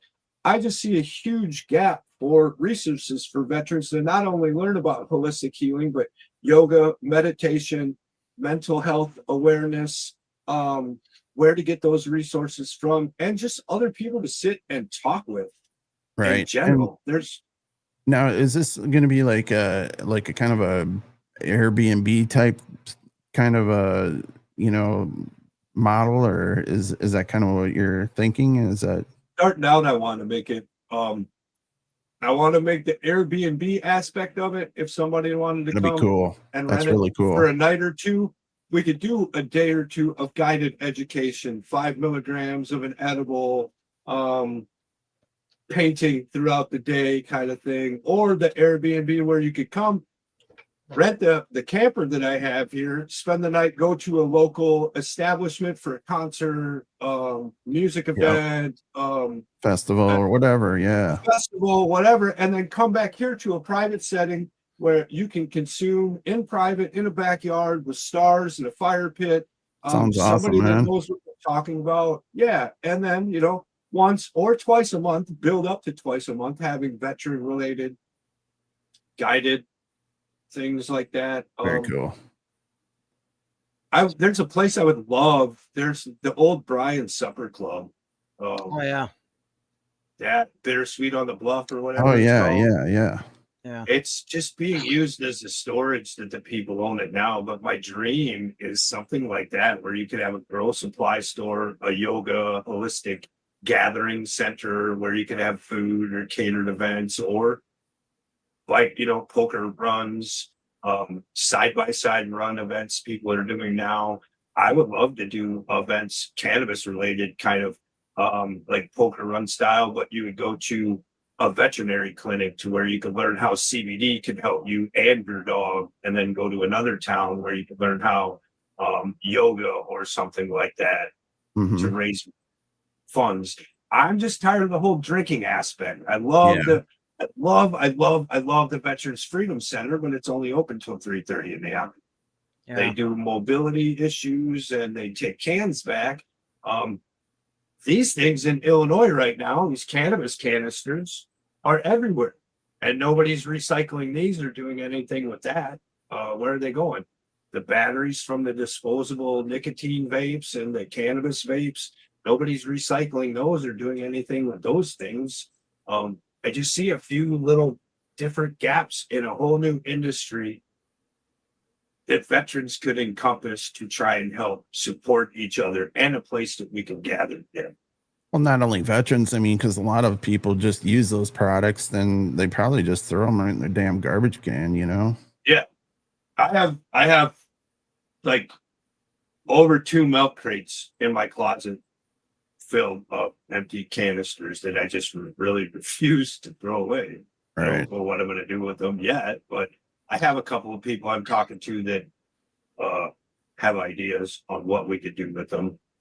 Well, the veterans, they gotta, it's a shame that in this country, the veterans got to kind of help each other out, especially with the ones that have PTSD and stuff, because it just seems like the government really doesn't do nothing. They don't really give a shit. You're the veterans have been basically looked at as disposable, and dump them off after they've served their country, and just they're out there, not having a whole lot of help. Yeah, they're getting some VA help, but other aspects, it's not really having, and you just, they don't have their place in the civilian world very much. After wartime, like World War II and Vietnam, that's how a lot of them, they couldn't find their place in the civilian world, and that's when they got together and started riding motorcycles. That's where all those motorcycle clubs came out of too. Yeah. It's a huge gap, and I noticed even more the lack of all of it as a bud tender, because you guys know me, I can't shut my mouth sometimes. And when I'm working behind that counter, when we first opened, I was getting close to 50 to 60 people a day in front of me in that recreational dispensary, which is a lot in 8 hours. That's a lot of conversations. Right. So I met a lot of veterans because it would be on their ID card, or they would ask for the veteran discount. So the minute you tell me a veteran, the first thing I would ask them is, hey, do you know you get a free pair of glasses every year? You can get a free prescription from the VA every 2 years. Do you have glasses? Do you need them? Do you know you can get chiropractic care? Just kind of stupid standard questions that were like, I've been wearing glasses all my life. And as a single broke dad, paying child support and working a shit job and paying child support, trying to make ends meet, a new pair of glasses is $600 with the prescription and all the other stuff. You don't even have to be rated by the VA. You just have to show proof of service to get registered with the VA, and you can get a free pair of glasses every year and a new prescription every 2 years. Right. I never knew that. And 90% of the people that I saw that came in front of me as veterans didn't know that either. And that's just one little aspect. Like the college program that I went through, I never knew that really existed or how I qualified for it. So if any of our listeners or viewers are interested in any of this, just you can private message us, or you could just send a comment down below, and we'll get in touch with you and get you in touch with Matty to set up any type of arrangement you're looking for. So I've had some pretty good experience. I've probably got right now personally, Stu's dad, Greg. I know 7 veterans that I've served with within the last 4 years that have increased their VA ratings. Oh, nice. That I've communicated with, that we've helped each other with. I've coached quite a few of them through the mental health exam, because that's a stressful thing. And if you walk into it blind, it can be very intimidating. So that's my rating up. When you're ready, bro, I got you, man. 100%, 100%. I got you. I promise you. I absolutely promise you. And you earned it, and you deserve it. Every single one of us should get at least 50% rating for mental health, for PTSD, because you will never be the same person you were. Mine's more physical. Mine was Humvee. Both too. Yeah. So. Oh, but somatic symptom disorder. There's a word that you should look into. Somatic symptom disorder is the disorder that keeps us from going and doing things about a normal life because of the ailments, and we think about them, and they cause us the stress, whether it's mental stress or physical stress. I know I can't do that because of my back. I know I can't do this because of my knees. So I'm probably not going to go, or that room's going to be crowded and I can't get my back to the door. There's going to be too many people around. I can't check all the exits. It's going to be too loud. I can't go. Somatic symptom disorder. Yeah. Whether it goes from your knees or your mental, it's a serious condition that ties into all of it, that I have adjustment disorder because I haven't stayed with a job more than 4 years since I've been out of the military, because I get to a point where I just get bucky, or I feel disrespected, or it breaks down for me.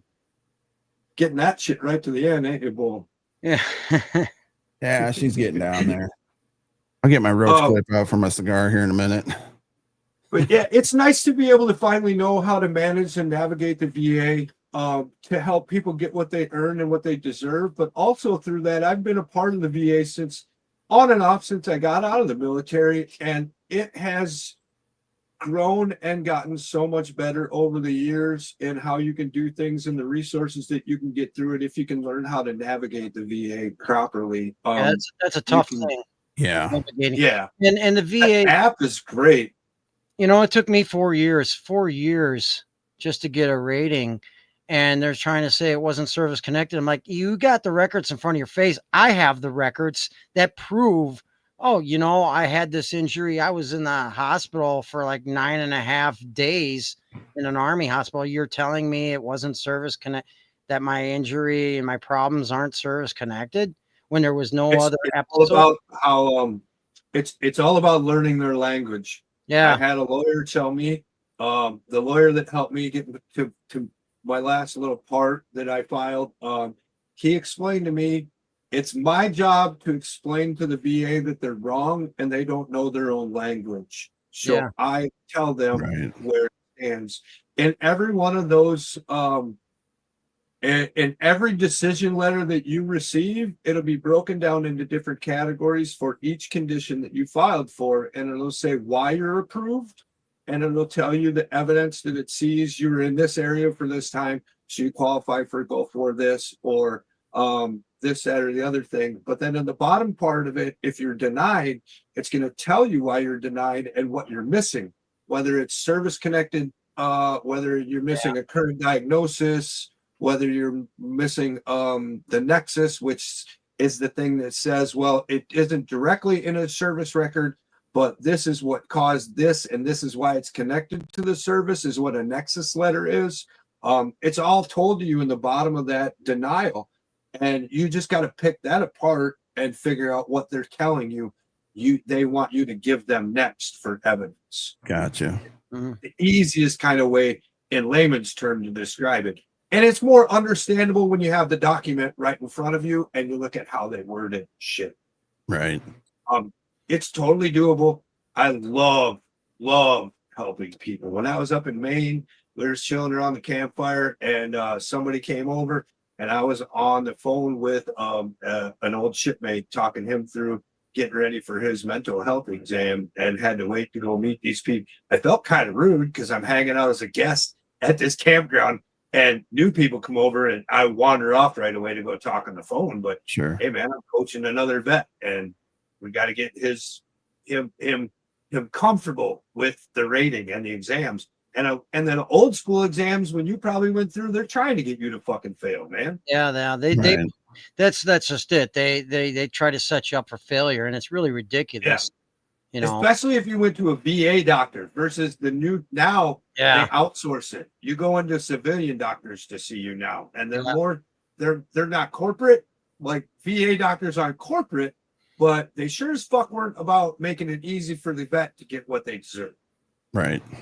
Yeah. Okay. I would love to help you guys. Awesome. Well, Tig, did you want to touch on a little bit of trending news here? I don't have a whole lot. I know that Matty's got something, don't you? You know that Trump plans the H-1B visa fees hike to 100,000 extra, you know, for like companies that bring foreigners over here to work. And so it's going to cost them an extra like $100,000 for a visa, which is good because, you know, we've had this big open borders problem for so long, and we're getting where I think the United States is really getting overpopulated with all these foreigners coming over here, and we don't know what they're about and all that. And they're working here, and they don't respect our culture and that. And not at all. When you make it hard to bring them over here, make it harder for them, I think it's a good thing. I mean, because really we need to get back to being America first, and not having so many people coming in, and we're spending too much money, taxpayer dollars as it is, on this, that, and the other, wasteful spending.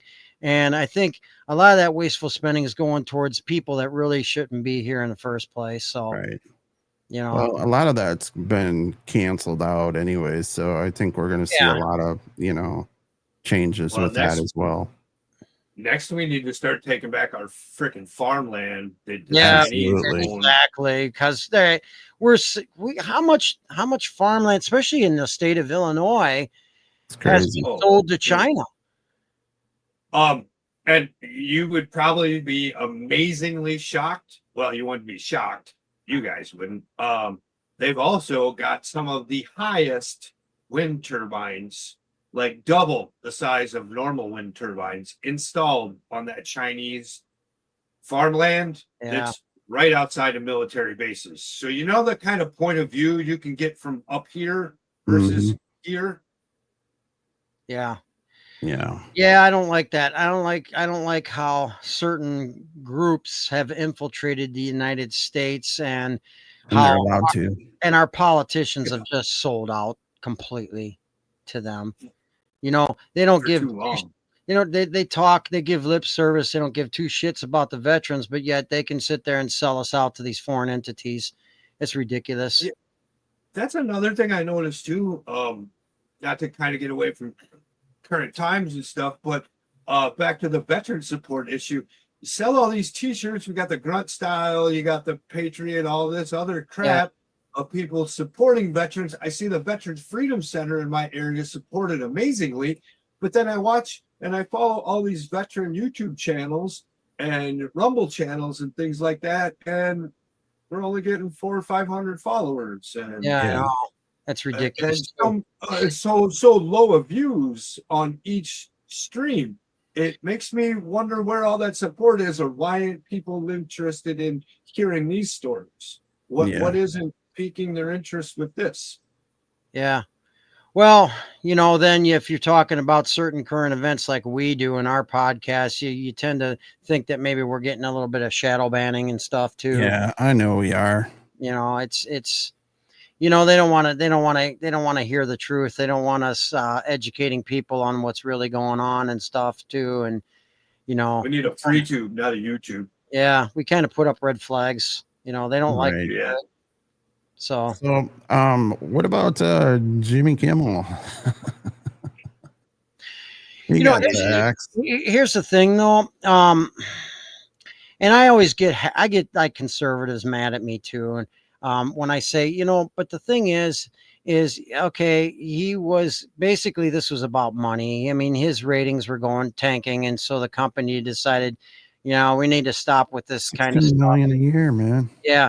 But when it comes to free speech, it doesn't matter if you're left-wing politics, right-wing politics. And I know that the lefties have for years been trying to censor the conservatives. So they're hypocrites for complaining about guys like Jimmy Kimmel getting fired and stuff like that. And now they're bringing up, the Democrats are trying to bring up special bills saying that these guys, they have the right to free speech and all that, and shouldn't get fired for that and stuff like that. But I don't know that it was all about free speech with Kimmel. It was probably about more or less ratings and stuff, and they were losing money.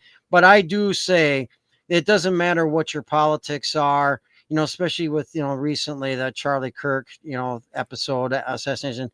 It doesn't matter what your politics are. If you don't like what someone has to say, okay, don't listen to them. Don't listen to them. You have a right to disagree with them.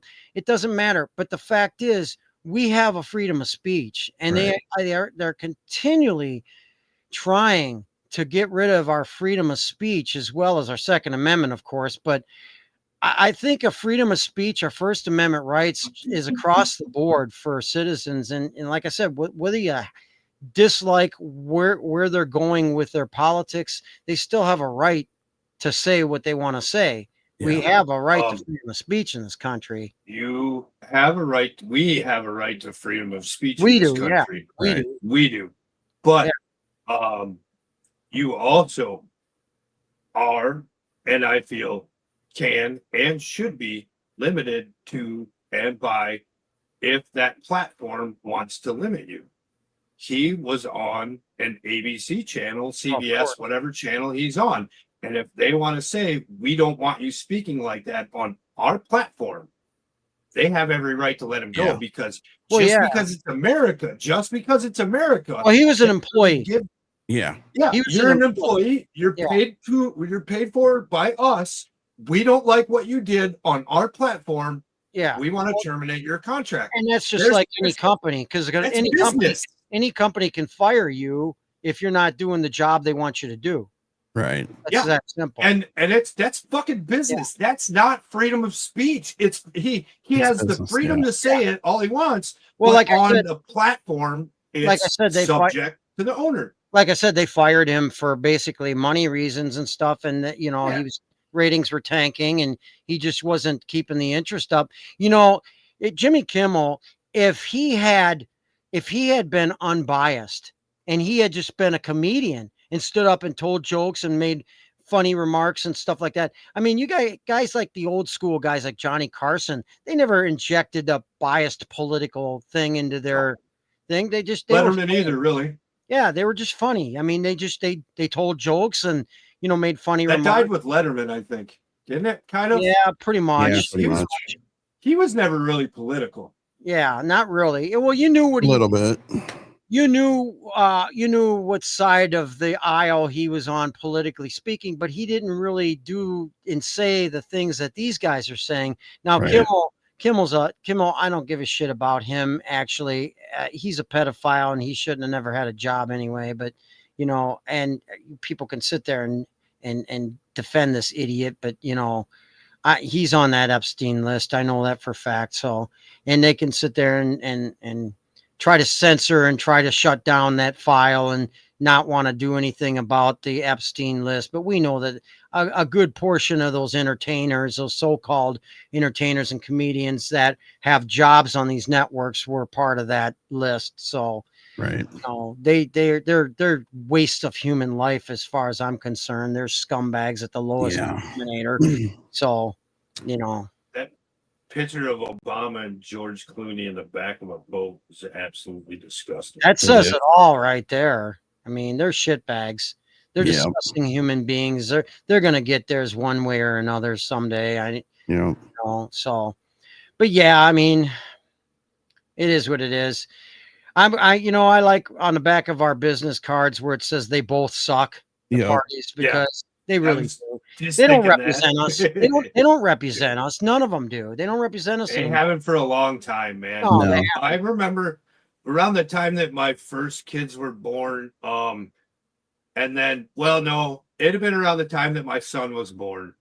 So 17, 18 years ago, I started seeing the trend then in the toys that were made around the area that we live in out in Dyersville, Iowa, because I started buying tractors and you started seeing that shit changing.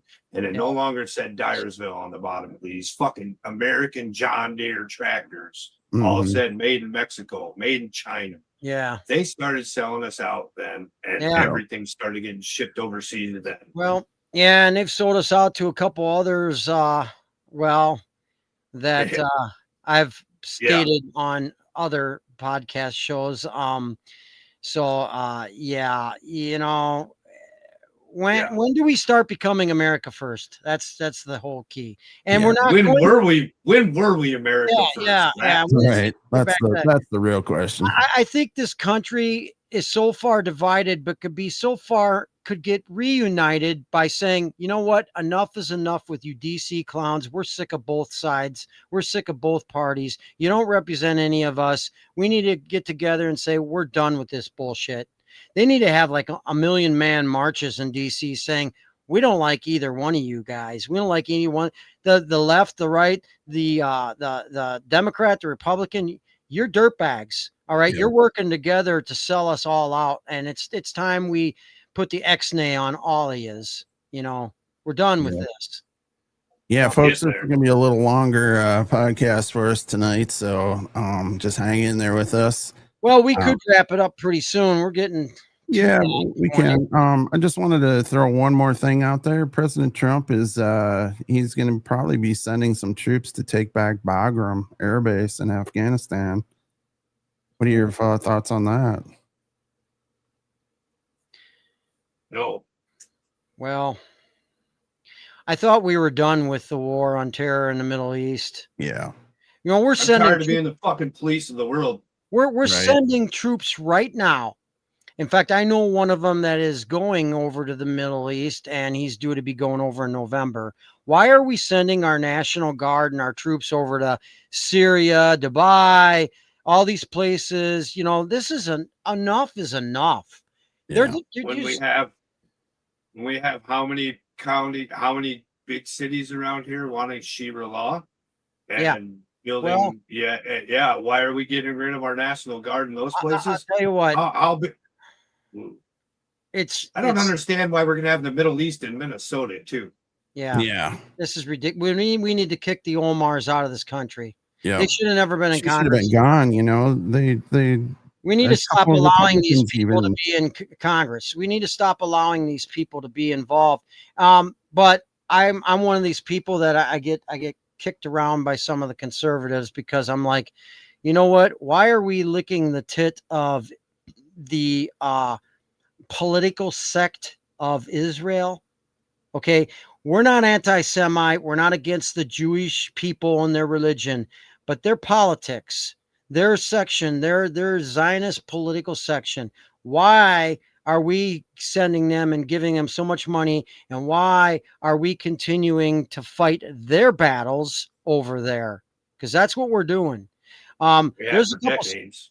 I was listening to a couple special ops guys that said, we'll defend our country land against foreign invaders and stuff, and we'll fight for our country, but we would never go back overseas to fight for Zog. That's how they put it. So I don't want to go back over. I'm going to shut up about that, but I'm just going to say we don't belong in the Middle East anymore. We need to stop fighting for other entities because this is not about home. Yes, we do. This is America. It should be America first. And we should focus on our internal affairs, and 20 plus years in the Middle East fighting a war on terror, and then only to open up our borders to bring those guys over here that could create anybody else cells to attack us within. It's nonsense. Okay, it's nonsense. We need to do away with these kind of crappy wars based on lies, based on total lies. You know, enough is enough, you know. Someday. Hey, I just came across a post from Steve Bannon here, and it says, action, action, action. Trump savages Pam Bondi as he leaks text message listings of her failings. She sucks. I said it from man. We've been saying this from fucking day one. I said from day one, bad pick, bad pick. Yeah. Okay. So this woman throwing her to the wolves. This woman was trying to take away the Second Amendment in Florida with a red flag law, which is highly against the Second Amendment. She's a dirtbag. I don't like her. I don't trust her. Jeb Bush flunky, man. Yeah, she needs to go. Oh God. There's another start of the downfall. She's a neocon. Okay. She's a neocon. Well, what the hell did you expect when you took the head of the CIA and made him a fucking president? Well, that's another thing too. When I voted this time around, I voted for the fact that we should be getting rid of some of these 3-letter agencies. Yes. Yeah. Ban the ATF. I got a hat. What is it? I'll switch. Make the switch. I'll switch right here. What does that say? Abolish the ATF. They are government thugs. They don't have a right. They're not legislators. Why do they get a right to restrict firearms? Why do they have who are they? Right. Who are they to legislate firearms? Who are Sonia they? agrees. They're thugs. What's your pup's name? Sonia. CDC is another one. They're criminals too, you know. And I don't see a whole lot of improvement in any of these agencies. We need to just start getting. This is what got a dog too, there, Matty. Yeah, I did. This is the downfall. Oh, I saw that. Yeah. The downfall of America was these agencies, being brought in, and the NGOs, Yeah. So yeah, we got a dog. He's quite the hunter. He's going to be a good hunter. He fetches a ball like nobody's business and brings it back. And I'm thinking, I bet if I took him hunting sometime, shot a duck or a turkey, he'd bring that baby back to me. A turkey? The one that was just up in my lap would. So now she's lazy. A lot of times when I throw a toy or a ball outside, I'll be like, bring back the duck, bring the duck. I want to get them used to going by certain names, Yeah, you might want to acclimate your dog to gunshots because sometimes they run, That'll be an issue. Well, he's going to see 4th of July fireworks and stuff, the big boomers, because I love doing explosives. Yeah, just be careful. My little one goes crazy. She wants to find where the fireworks are. You throw those snaps, they're real loud. Oh, sure. And she'll run after. She runs after the explosions. She's not too bright. He sounds like a Marine. Whoops. Yeah, she could be a crane eater. Sorry, Marines out there, but they teach you to run in the direction of the shots, gunfire. Instead of What's the old saying? I think the old saying is the Marines are taught to run in the direction of gunfire, and the Army's taught to just shoot the enemy. Yeah. Something like that. It's just a joke, but I mean, we got to poke at the Marines sometimes. Yeah. Always. All right. You got any parting words there, Matty? We'll give you the honors tonight. Oh. If you're a veteran, or if you're anybody, and you're struggling, reach out to somebody. I guarantee you there's somebody that'll listen. Whether it's personal or you just need somebody to vent to, don't hold that shit in, because everybody could use a little mental health. And stay fucking frosty. Yeah. The time's coming. Time's coming. You're not going to be able to trust too many. You shouldn't trust too many right now as it is. No, Keep your circle tight. Yeah. Keep your circle tight. Watch your own back. It's kind of like an ugly fucking world out there. It is getting uglier. Please, the entire United States, please stop with the fucking red and blue. I am so sick of maggot and Democrat because you're all idiots. Yep. We put ourselves in this position by not holding those elected officials accountable from your city level, your school board members, to your goddamn president. We have brought this shit upon ourselves. We are red, white, and blue.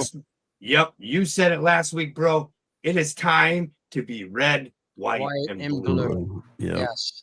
No blue, no red, red, white, and blue. America first. It's so stupid. We all sound the same, but you're just arguing over whether you want to fight for fucking Disney now or cancel them again. Right. Stop with all of it and just be red, white, and blue. Absolutely. Tig, what's your parting words? Well, if you're not suspicious or a little paranoid, then you're not prepared. You better get prepared because it's getting to be darker and darker in this world. Be prepared. Yeah. Yes, sir. My parting word for tonight is not knowing the truth makes you ignorant. Not wanting to know the truth is what makes you stupid. Yeah. So tonight we were on YouTube, Twitch, and Rumble. And then you could also catch us on all of your audios. I did see we are on Apple Podcasts, but I don't know if they're shadow banning us or not. I didn't see any pop up on that. But did you see my text where I sent to you? We have a Russian audience now. Russian audience, yes. Yeah, that was a pretty good showing too, wasn't it? Yeah, I thought so. I mean, I was really surprised. So, yay, we're getting around. They must have caught on to the fact that I am totally against funding Ukraine. Yeah. Oh God, that shit. Yeah. Yeah. Stop it. That's a whole nother episode. Oh yeah, it is. Thanks, Matty, for coming aboard tonight. Thank you guys. Cigars. Hey, maybe we should bring you on. I think it's October 13th when we have the 250th anniversary of the Navy. Yeah, if you're not doing anything. Yeah. Yeah. Oh, by the way, by the way, Bull, I bought like a 5-pack of those United States Navy cigars. Oh, okay. Yeah. Cool. So they should be coming. So we'll have them. So, you know, if Matty wants to be on our Navy 250th anniversary, Get one to him too. Yeah, we'll all smoke the Navy logo cigars. They got these special Navy Karen Burgers. Armed Forces tribute cigars with the logo on them. Yep, Karen Burgers. Okay. Cool. Sounds good. Well, again, thank you, Matty. I hope your new project takes off for you, because I think that's going to be a really awesome venture for you. And like I said before, we got any veterans out there that want some, you know, are looking for some camaraderie or some help, reach out to us. You know, Stars, Bars, and Cigars. You can find us on Facebook also. You can send us a message there. And again, thank you to Rumble, Twitch, and YouTube. And with that, we are done. See ya. You've been listening to Stars, Bars, and Cigars. Two conservative vets telling it like it is. The rally cry for those who appreciate bold truths served with a side of mayhem. Roger, outside, disciple 4, Dr. Charles. We'll keep him sweating until we see Butcher 3. Out. We hope you've enjoyed the show. If you did, make sure to like, rate, and review. And if you didn't, well, why are you still here? Snowflake. We'll be back soon, but in the meantime, follow us on Rumble, YouTube, Facebook, Spotify, and hear our precious voices on all the streaming services. Until next time, keep the spirit of freedom roaring.